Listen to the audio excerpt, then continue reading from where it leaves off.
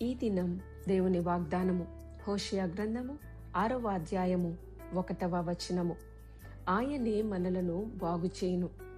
అవును, ఎందరైతే దేవుని వైపు తిరుగుతారో వారి జీవితాలను కట్టువాడుగా బాగు చేయువాడుగా ఉంటున్నాడు. ఎన్ని విధాలుగా నష్టపోయినప్పటికీ ఆయన వైపు తిరిగినప్పుడు ప్రతి దానిని అనేక రెట్లు పొందుకునేటట్లు ప్రతి పరిస్థితిని బాగు చేయవాడుగా ఆశీర్వదించేవాడుగా ఉంటున్నారు. ఆయన వైపు మల్లుకుంటానికి ఆలస్యం చేయకండి.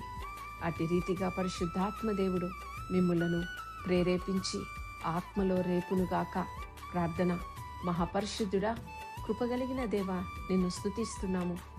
ఈ ప్రార్థనలో ఏకీభవిస్తున్న ప్రతి బిడ్డను నీ చేతికి అప్పగిస్తున్నాము. ఎందరైతే నీకు దూరమయ్యి ఈ సమయంలో నీ చెంతకు వచ్చి నీ సహాయాన్ని కోరుతున్నారు, నీ వైపు వారి మనస్సులను తిప్పుకున్నారు, వారు ఏ పరిస్థితుల్లో ఉన్నా ప్రతి పరిస్థితిని బాగు చేయండి ప్రభా, విడిపించండి.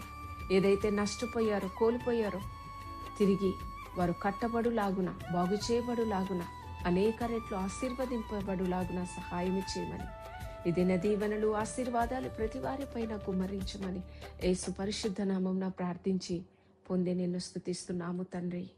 ఆమేన్.